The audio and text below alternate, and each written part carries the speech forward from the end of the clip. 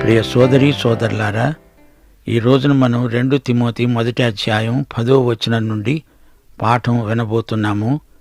క్రీస్తు యేసు మరణమును నిరర్ధకము చేసి జీవమును అక్షయతను సువార్త వలన వెలుగులోకి తెచ్చాడు. ఇది మహిమ సువార్త, జీవము గల సువార్త, అక్షయ సువార్త. నిత్యత్వమందు దేవునిలో దాచబడిన ఈ మహిమ క్రీస్తు ద్వారా వెలుగులోకి వచ్చింది. క్రీస్తు మనకు ప్రత్యక్షమయ్యాడు. క్రీస్తునందు తరతరాల రహస్యం బయలుపరచబడింది. యేసు ప్రత్యక్షమంటే యేసు అవతారం. ఆయన శరీరధారి అయ్యాడు, మానవ శిశువై జన్మించాడు. ఆయన శిలువపై చనిపోవడం లోకం దృష్టిలో బలహీనతే కాని అది దేవుని బలాధిక్యం. ఆయన తిరిగి లేచి మరణాన్ని నిరర్ధకం చేశాడు. అదే మనము ప్రకటించే సువార్త. మరణం నిర్వీర్యమైపోయింది. మరణం అంధకార శక్తి, గాని సువార్త వెలుగునిచ్చే శక్తి, వెలిగించే శక్తి. ఇది జీవం, అక్షయ జీవం. యేసు పునరుత్థాన జీవమిది. సువార్త అమర్త్యతను వెలుగులోకి తెచ్చింది. క్రీస్తు పునరుత్థానమందు మనందరి అక్షయత గర్భితమై ఉంది. ఈ సువార్త వెలుగులో మనము జీవిస్తున్నాము గనుక దేవునికి స్తోత్రం. పౌలు అంటున్నాడు, ఆ సువార్త విషయములో నేను ప్రకటించేవాడనుగాను, అపొస్తలుడనుగాను, బోధకుడనుగాను నియమించబడ్డాను. పౌలు అంటున్నాడు, నేను బోధకుణ్ణి, దేవుని వాక్యాన్ని ప్రకటించేవాణ్ణి. దేవుడు నన్ను నియమించాడు. అపొస్తలుడుగా అతనికి ఎన్నో వరాలున్నాయి, దేవుడిచ్చిన ఆత్మవరాలు. అపొస్తలుల తరువాత విశ్వాసులకు ఏదో ఒక్క వరం చొప్పున ఇవ్వబడినట్లు కనపడుతోంది. వివిధమైన వరాలు విశ్వాసులకు పంచిపెట్టబడ్డాయి. ఒక్కనికే అన్ని వరాలు ఉండకపోవచ్చు. ఒక్కొక్కరికి ఒక్క వరం ఆత్మ తన ఇష్టప్రకారం అనుగ్రహిస్తాడని మనము గ్రహించగలం. 12వ వచనం, ఈ హేతువు చేత ఈ శ్రమలను అనుభవిస్తున్నాను గాని నేను నమ్మిన వానిని ఎరుగుదును గనుక సిగ్గుపడను. నేను ఆయనకు అప్పగించిన దానిని రాబోయే ఆ దినము వరకు ఆయన కాపాడగలడని రూఢిగా నమ్ముతున్నాను. వింటున్నారా శ్రోతలు? నేను సిగ్గుపడను అంటున్నాడు పౌలు. తానిప్పుడు చెరసాల నిర్బంధంలో ఉన్నాడు. అతనికి మరణశిక్ష విధించబడడం ఖాయం. అయినా తాను సువార్తను గురించి ఏమాత్రమూ సిగ్గుపడడు. రోమాపత్రిక 1 వచనంలో పౌలన్నాడు, సువార్తను గురించి నేను సిగ్గుపడేవాడను కాను. ఏలయనగా నమ్మే ప్రతివానికి, మొదట యూదునికి, గ్రీసు దేశస్థునికి కూడా రక్షణ కలుగజేయుటకు అది దేవుని శక్తి. 2 తిమోతి 1 వచనంలో పౌలన్నాడు, తిమోతి, నీవు ప్రభువు విషయమైన సాక్ష్యమును గూర్చి అయినా, ఆయన ఖైదీనైన నన్ను గూర్చి అయినా సిగ్గుపడక దేవుని శక్తిని బట్టి సువార్త నిమిత్తమైన శ్రమానుభవములో పాలివాడవై ఉండు. కొందరు విశ్వాసులు బహిరంగంగా సాక్ష్యం చెప్పడానికి సిగ్గుపడతారు. విశ్వాసులారా, ఈ విషయంలో బిడియము, సిగ్గు మనకు ఉండకూడదు. ధైర్యం పరిశుద్ధాత్మ లక్షణం. నేను నమ్మిన వానిని ఎరుగుదును అంటున్నాడు పౌలు. అంతేకాని నేను నమ్మిన సిద్ధాంతాన్ని ఎరుగుదును అనటం లేదు. నేను ఆయనకు అప్పగించిన దానిని ఆయన కాపాడగలడు. తీర్పు దినము వరకు పౌలు క్రీస్తునందుంచిన విశ్వాసము స్థిరమైనది. దేవుడు పౌలును కాపాడుతాడు. పౌలుకు దేవుడిచ్చిందంతా పౌలు దేవునికే సమర్పించుకున్నాడు. అంతా ఆయనే భద్రపరుస్తాడు. రాబోయే తీర్పు దినం వరకు తనకు క్షేమము, భద్రత. సువార్త విషయంలో పౌలు లోకానికి ఎంతో అచ్చి ఉన్నాడు. అందరికీ భూదిగంతాల వరకు సువార్త ప్రకటించే విషయంలో ఇది నీవు నేను తీర్చవలసిన రుణమే. మనతో పాటు మనకు ఉన్నదంతా ప్రభువు చేతుల్లోనే ఉంది. 13వ వచనం, క్రీస్తు యేసునందుంచవలసిన విశ్వాస ప్రేమలు గలవాడవై నీవు నా వలన వినిన హితవాక్య ప్రమాణమును గైకొనాలి. ఇది దేవుని వాక్యం, హితవాక్యం, దైవప్రేరితమైన వాక్యం. దేవుని ఆత్మచేత ప్రేరేపించబడినది, రాయబడినది ఈ లేఖనం. 14వ వచనం, నీకు అప్పగించబడిన ఆ మంచి పదార్థమును మనలో నివసించే పరిశుద్ధాత్మ వలన కాపాడుకో. శ్రోతలు వింటున్నారా? పరిశుద్ధాత్మ శక్తి లేనిదే ఎవ్వరూ క్రైస్తవ జీవితాన్ని జీవించలేరు, అసాధ్యం. ఇదే అధ్యాయం 7వ వచనంలో పౌలన్నాడు, దేవుడు మనకు శక్తి, ప్రేమ, ఇంద్రియ నిగ్రహము గల ఆత్మనే ఇచ్చాడు గాని పిరికితనము గల ఆత్మనియ్యలేదు. విశ్వాసియందు ఆత్మ ఫలాలు పండాలి. గలతీ పత్రిక 5వ అధ్యాయం 22, 23 వచనాలు. ఆత్మఫలమేమనగా ప్రేమ, సంతోషము, సమాధానము, దీర్ఘశాంతము, దయాళుత్వము, మంచితనము, విశ్వాసము, ఆశానిగ్రహము. ఇట్టి వాటికి విరోధమైన నియమము ఏదీ లేదు. క్రీస్తు యేసు సంబంధులు శరీరమును దాని ఇచ్ఛలతోనూ దురాశలతోనూ సిలువ వేసి ఉన్నారు. 2 తిమోతి 1వ అధ్యాయం 15వ వచనం, ఆసియాలోని వారందరూ నన్ను విడిచిపోయారు అనే సంగతి నీవెరుగుదువు. వారిలో ఫుగెల్లు, హెర్మొగెనే అనేవారున్నారు. అవిశ్వసనీయులైన ఇద్దరిని పౌలు ఇక్కడ పేర్కొంటున్నాడు. పౌలు రోములో ఉండగా తనతో ఉన్న ఆసియా వారందరూ అతన్ని విడిచిపెట్టి వెళ్ళిపోయారు. సంఘ చరిత్రలో ఇలాంటి వ్యక్తులెందరో మనకు తటస్థపడతారు. ఎందరెందరో లోకంలో కలిసిపోయారు. 16 నుండి 18వ వచనం వరకు, ప్రభువు ఒనేసిఫోరు ఇంటివారి యందు కనికరము చూపునుగాక. అతడు రోముకు వచ్చినప్పుడు నా సంఖ్యలను గూర్చి సిగ్గుపడక శ్రద్ధగా నన్ను వెతికి కనుగొని అనేక పర్యాయములు నన్ను ఆదరించాడు. అతడు ఎఫెసులో ఎంతగా ఉపచారము చేశాడో అది నీవు బాగా ఎరుగుదువు.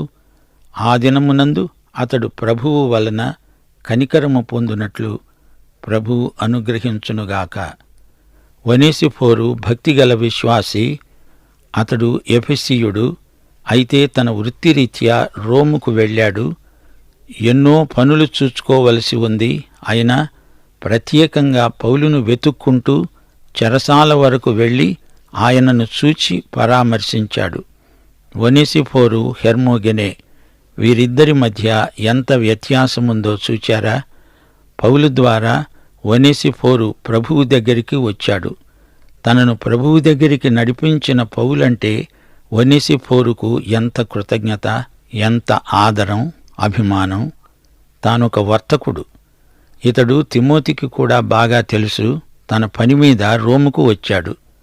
అప్పుడు పౌలును సందర్శించాడు. చెరసాలలో ఉన్న పౌలును కనుగొనడం ఒనేసిఫోరుకు ఎంతో కష్టమే. అయినా పౌలును చూడకుండా అతడు ఎలా వెళ్ళగలడు? రోములో ఎన్నో చెరసాలలున్నాయి. పౌలును ఎందులో ఉంచారో ఏమో. ఒనేసిఫోరు పౌలుకు ఎంతో ఆదరణ కలిగించాడు. పౌలు సంకెళ్లను గురించి ఒనేసిఫోరు సిగ్గుపడలేదు. శ్రద్ధగా పౌలు కోసం వెతికాడు.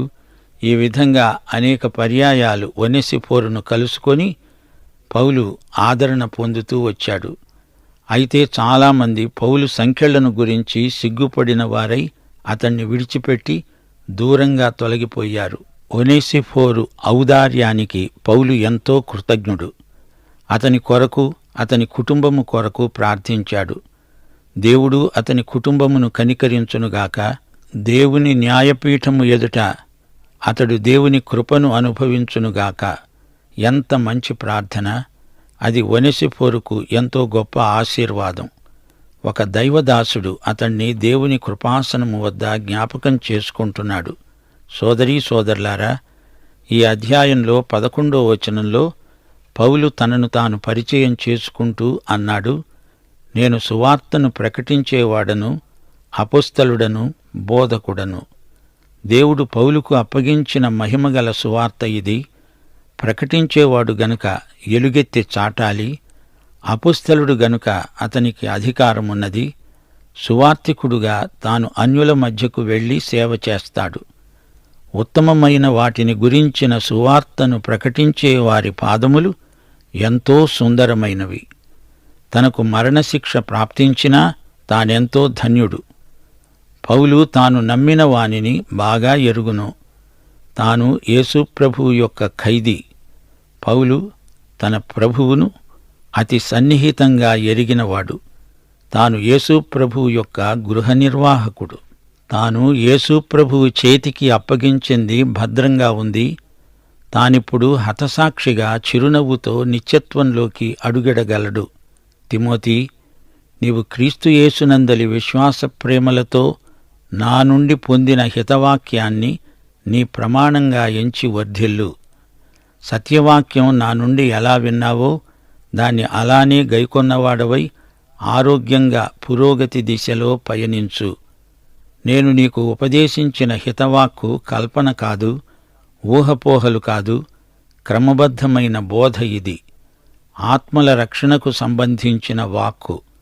నా శైలి, బోధనా విధానం ప్రత్యేకమైనవి. నీ విశ్వాస ప్రేమలను ఉత్తేజపరిచే ఈ ఉపదేశ క్రమాన్ని బాగా నీ జీవితానికి అన్వయించుకో.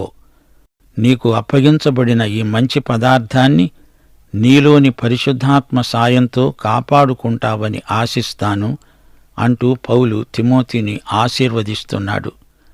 ఈ మంచి పదార్థమేమిటి? నీ విశ్వాసమే. దీన్ని ఏమాత్రమూ నిర్లక్ష్యం చేయకు. శ్రద్ధాసక్తులతో ఈ మంచి పదార్థాన్ని ప్రాణప్రదంగా కాపాడుకో. అంతకంతకు పెంపొందించుకో.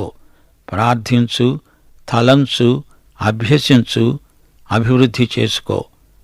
ఈ విషయంలో పరిశుద్ధాత్మ నీలోనే ఉండి నీకు సహాయం చేస్తాడు. నీ స్వశక్తి పనిచెయ్యదు. పరిశుద్ధాత్మ ఎక్కడ్నుంచో నీకు చేయూత ఇవ్వటం కాదు. ఆయన నీలోనే నివసిస్తూ నిన్ను నడిపిస్తాడు. పరిశుద్ధాత్మ చైతన్యమే నీకు హామీ. ప్రియశ్రోతలు, ఈ పాఠంలో మనం మరో పరమసత్యాన్ని నేర్చుకోగలం.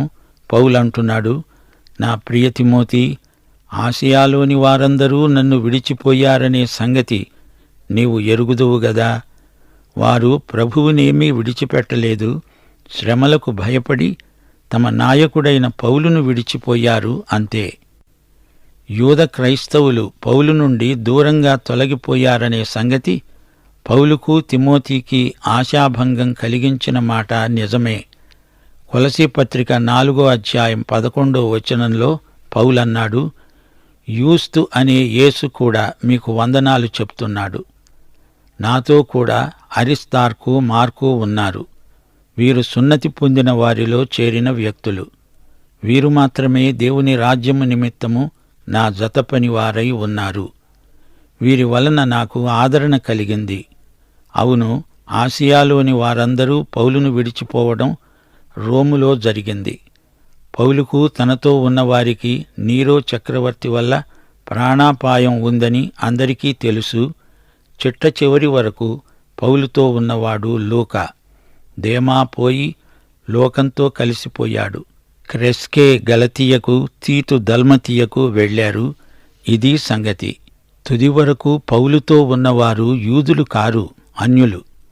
తాను అన్యులకు అపొస్తలుడు గదా. పౌలు నుండి విడిపోయే ఈ తిరుగుబాటు గుంపునకు నాయకులు ఫుగెల్లు, హెర్మొగెనే. కొద్దిమందిని వీరు చీలతీశారు. పౌలు చివరి రోజుల్లో ఇది ఆయనకు గొప్ప ఆశాభంగమే. ఈ విషయాలు తిమోతి విశ్వసనీయతను బలపరుస్తాయనే ఉద్దేశ్యంతో పౌలు ఇలా రాస్తున్నాడు. సోదరీ సోదరులారా, ప్రియశ్రోతలారా, వినండి.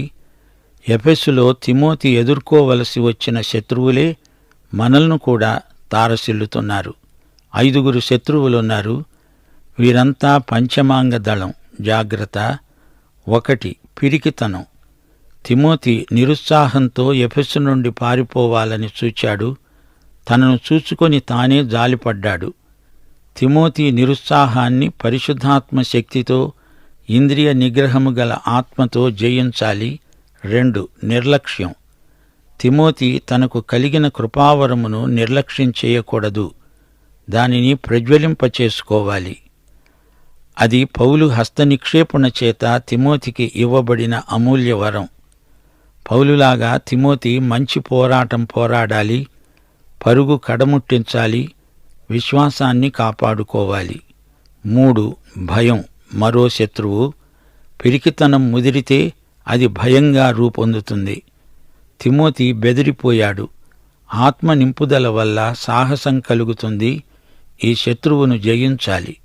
4. సిగ్గు, బిడియం. ఇది 4వ శత్రువు. పౌలులాగే తిమోతి కూడా సువార్త విషయంలో సిగ్గుపడకూడదు. ప్రభువును గురించి సిగ్గుపడకూడదు, అతిశయించాలి. ఒనేసిఫోరు సిగ్గుపడలేదు. ప్రభువును గురించి కాని, తన ఆధ్యాత్మిక తండ్రి అయిన పౌలును గురించి కాని తిమోతి సిగ్గుపడకూడదు.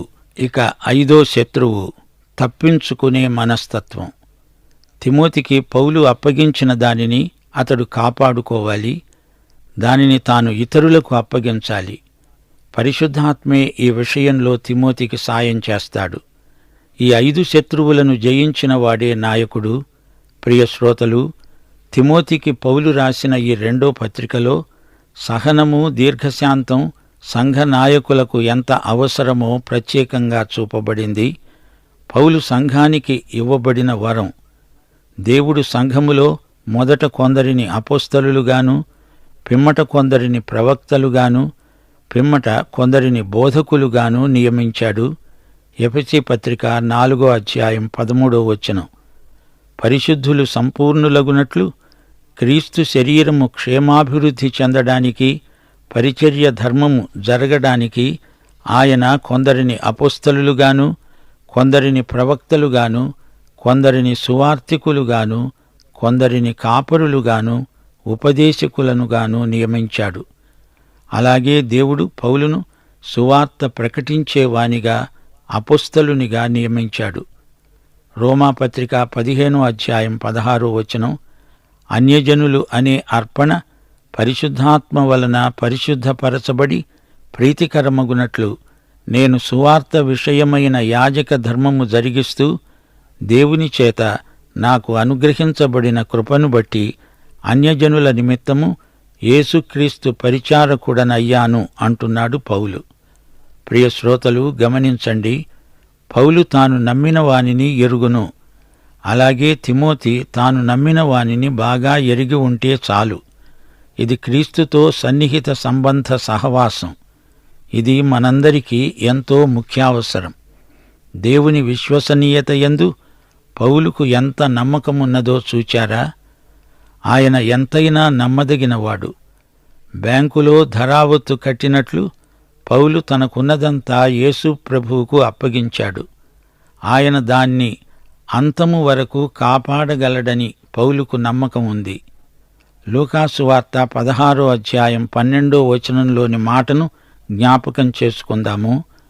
మీరు పరుల సొమ్ము విషయములో నమ్మకముగా ఉండని ఎడల మీ సొంతమైనది మీకు ఎవరిస్తారు? 1 తెస్సలోని పత్రిక 2వ అధ్యాయం 4వ వచనంలో పౌలు స్పష్టంగా చెబుతున్నాడు, సువార్తను మాకు అప్పగించడానికి యోగ్యులమని దేవుని వలన ఎంచబడిన వారమై, మనుష్యులను సంతోషపెట్టే వారము కాక మన హృదయములను పరీక్షించే దేవుణ్ణే సంతోషపెట్టే వారమై బోధిస్తున్నాము. ఇంతకు పౌలు తన సంరక్షకుడైన యేసుకు ఏమి అప్పగించాడు? తానేమై ఉన్నాడో అదంతా, తన రక్షణ, ఆనందం, తన నిత్యత్వమంతా ప్రభువుకు అప్పగించాడు. తన చేతిలో ఏదీ ఉంచుకోలేదు. క్రీస్తు దినమందు తనదంతా భద్రంగా ఆయనే తనకు తిరిగి అప్పజెపుతాడు. దేవుడు మనకు అప్పగించిన మంచి పదార్థం విశ్వాసం. మనం ఆయనకు అప్పగించింది మన జీవితమంతా. తిమోతి పౌలు వల్ల పొందిన హితవాక్య ప్రమాణం. ఆ ప్రమాణాన్ని తిమోతి తప్పిపోకూడదు. ఇదే ప్రమాణాన్ని, ఇదే క్రమాన్ని, ఇదే విధానాన్ని తిమోతి తన బోధనా పరిచర్యలో ప్రయోగించాలి. క్రీస్తునందలి విశ్వాస ప్రేమలు పెంపొందించుకుంటూ ఉండాలి. ఒనేసిఫోరును పౌలు ప్రశంసించాడు గదా. మత్తయి సువార్త 10వ అధ్యాయం 41వ వచనంలో ప్రభువేమన్నాడు? ప్రవక్త అని ప్రవక్తను చేర్చుకునేవాడు ప్రవక్త ఫలం పొందుతాడు. నీతిమంతుడని నీతిమంతుణ్ణి చేర్చుకునేవాడు నీతిమంతుని ఫలము పొందుతాడు. ఒనేసిఫోరుకు ప్రభువు మాటను బట్టి అట్టి ప్రతిఫలమే ప్రాప్తించాలని పౌలు ప్రార్థించాడు. ఈ మాట అతిథి ప్రియులకు ఎంతో ప్రోత్సాహకరం. సరే శ్రోతలు, తిమోతికి పౌలు రాసిన ఈ రెండో ఉత్తరం కేవలం వ్యక్తిగతమైనది. ఇందులో సిద్ధాంత చర్చ లేదు. తిమోతికి వ్యక్తిగతంగా కొన్ని హెచ్చరికలు చేశాడు పౌలు. ధైర్యంగా ఉండు, నీతి నిజాయితీ కలిగి సేవ చెయ్యి అని చెబుతున్నాడు. క్రీస్తు శకం 64 సంవత్సరంలో నీరో చక్రవర్తి క్రైస్తవులను దారుణంగా హింసించాడు. విశ్వాసులెందరినో సిలువ వేయించి చంపాడు. వారిని మృగచర్మాలతో కప్పాడు. వారి మీదికి వేట కుక్కలను ఉసికొల్పాడు. సజీవ దహనం చేసి విశ్వాసులను చిత్రవధ చేశాడు. తన ఉద్యానవనంలో ఆనందించాడు. అలాంటి పరిస్థితుల్లో పౌలు తిమోతికి ఈ ఉత్తరం రాశాడు. తిమోతి, ధైర్యంగా ఉండు, శ్రమలకు బెదరకు అని అతణ్ణి ఎంతో ప్రోత్సహించాడు. ఎఫెసు సంఘంలో తప్పుడు సిద్ధాంతాలు కొరుకుడు పుండులాగా వ్యాపిస్తున్నాయి. తిమోతి ధైర్యంగా సత్యం కోసం నిలవాలి. మరో మాట, తన ఆధ్యాత్మిక కుమారుడైన తిమోతికి ఈ పత్రిక ఒక వీలునామా. అందుచేత ఈ పత్రిక ఎంతో ప్రాముఖ్యమైనది. తిమోతికి పౌలు రాసిన ఈ రెండో పత్రిక దైవ సేవకులకు ఎంతో ప్రయోజనకరమైనది. ఇది నిజంగా పౌలు వీడ్కోలు సందేశం. తాను చెరసాల నిర్బంధంలో ఉన్నప్పుడు రాసిన ఈ ఉత్తరం ఈ రోజున యువతరంతో మాట్లాడుతున్నది. ఈ పత్రికలోని ముఖ్యాంశాలు 3. 1 హితబోధ, 2 విశ్వాస సహితమైన సహనశీలం, 3 ఎడతెగని ప్రేమ. ఈ ఉత్తరాన్ని రాసిన పౌలు ఒక అపోస్తలుడుగా, ఒక తండ్రిగా తిమోతిని సంబోధిస్తున్నాడు.